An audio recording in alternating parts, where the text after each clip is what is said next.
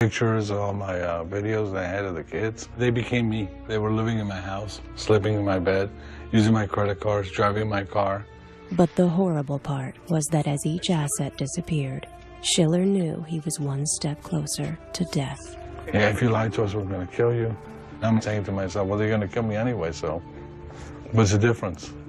3 weeks have gone by, and Lugo, Doorbal, and Delgado are starting to realize they won't need Schiller much longer. And his presence in the world is starting to be inconvenient. There's just one last asset. They bring me over to the table and they go, you're signing your death sentence. I knew it was my life insurance policy. I had $2 million. They force him to sign it over to one of Lugo's loyal ex-wives. Now there's nothing left for Marc to sign away. So at this point, they have to kill him. They devised this plan. They've had him calling his lawyer. They've had him calling and making excuses that he has a girlfriend and he's going through a midlife crisis, and just they're kind of setting up his disappearance. On day 30, they let him speak to his family one last time. Hello, honey. It's me. They let me call my wife, and that was the hardest phone call for me. And she puts his 5-year-old son on the phone.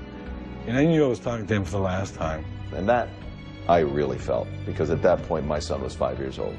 But at that point, I knew I wasn't going anywhere. You know, next place was, 6 feet under. It wasn't going to be back home, so. We got this. Lugo, Delgado, and Doorbal know just how to dispose of Marc Schiller. They actually have a pretty good plan. Their plan is they bring his SUV to the warehouse. They're going to put him in it. They're going to crash the vehicle with him inside and make it look like a drunk driver. They gave me some concoction to drink. Come on, man. Have a drink. Have a drink. It's good for you. After maybe 30, 40 seconds, maybe a minute, I was out. And with him inside, they crash it into a pole. They get out. They spread gasoline inside the car. They lit the car on fire.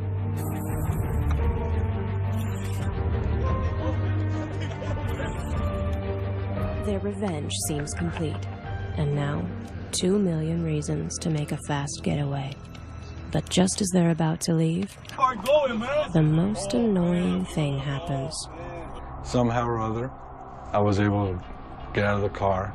The flames revive him enough that Marcelo Schiller opens the door to the car and stumbles out of the flaming car. Marc Schiller still isn't dead, but Doorbal and Lugo are up to the challenge. Doorbal is screaming, run him over. Run him over. Run him over. Boom, they drive over him with their car. And then they put it in reverse and they back over his body. So at this point, he's got to be dead. They say if you want something done right, you have to do it yourself. But there's one small problem. Schiller isn't dead. Coming up. I survived. Who would have thought that he would survive all of that? But he did. I woke up and I said, oh my God, I'm alive. And now, he wants revenge. If anybody did that to you, wouldn't you want to get back at them somehow? I'm going to get you.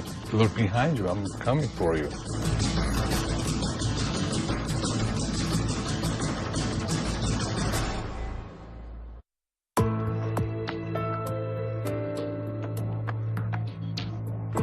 Marc Schiller wasn't supposed to be alive. A gang of 3 men, including his one-time protege and friend, George Delgado, have kidnapped and tortured him and then made him sign away all his assets.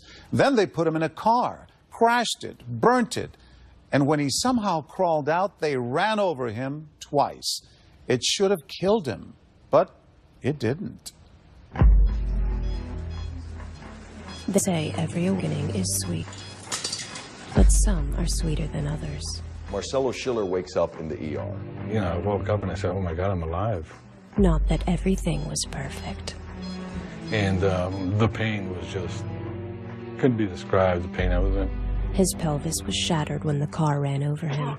His bladder had been ruptured, and surgeons had to remove his spleen. Who would have thought that he would survive all of that? But he did. Marc Schiller calls private investigator Ed Du Bois from his hospital bed. It was hard for me to focus on this rambling, slurred speech story. Can you send me to security guards right away, please? So he calls Ed Du Bois, and Ed Du Bois says, look, if these guys really want you dead, and I put a guard at your door, they're going to kill you and my guard. And I had no idea whether the story was true or not, but if it was true, then he should leave. Leave as soon as possible. His immediate need was to survive. When Schiller's name didn't show up in the newspapers the next day, the gang realized he might not be dead. They had a living eyewitness that could put them away. So I would think that that would be the reason they'd be looking for him. And in fact, they already were. So they start calling hospitals. And Jackson Memorial Hospital says, yes, there's a Marcelo Schiller here. We left at 8 o'clock, and at 10 o'clock they came in. As they're walking the halls of Jackson Memorial Hospital, Marcelo Schiller is on an air ambulance flight to New York. They came very close to killing him a second time. Marc Schiller is alive, and now he wants revenge. Just before he boards a plane to New York, far from the reach of the gang, he calls George Delgado. I'm going to get you. Look behind you. I'm coming for you. Well, I mean, just look at it this way. If anybody did that to you, wouldn't you want to get back at them somehow? But surprisingly, Schiller doesn't go to the cops right away. I've always been criticized. Why didn't you go to the police sooner? He has his reasons, which would become clear soon enough. Meanwhile, he hires his own private investigator to look for evidence. The feds always say, follow the money. Okay, so that's what they did. Du Bois notices that many of the assets signed over by Schiller were actually notarized by none other than the owner of Sun Gym, John Meese.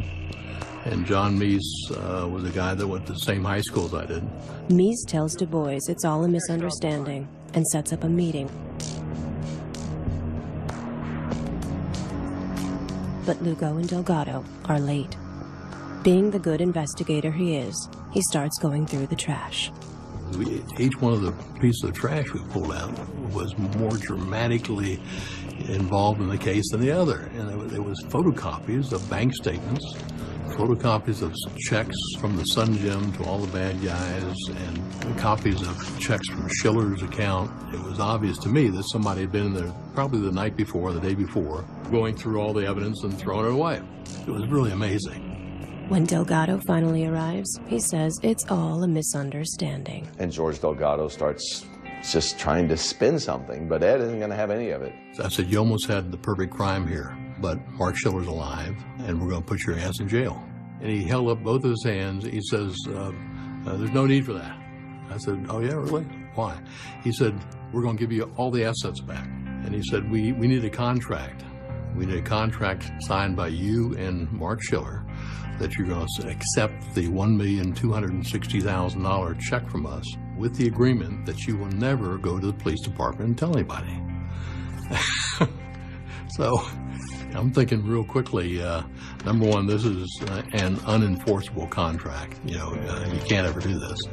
And number two, how are they going to get any lawyer to draw this up? Schiller's representatives, Du Bois, his lawyer, they go, sure, we'll enter into this agreement. The plan being, we'll get all of our clients' money back. Because if we go to the police now and have you arrested, you're going to use all that money to hire the best defense lawyers you can find. We'll never get the money back. Ed Du Bois and Marc Schiller negotiate with the bad guys for 4 months. But when it becomes clear the bad guys are just stalling, Schiller and Du Bois finally go to see Miami-Dade police detective Iris Deacon. He came on April 21st of 1995. He came with a story of kidnapping, tortured, and attempted murder. They tell her the whole tale, and she is skeptical. 4 months later, I have to question your credibility at that time.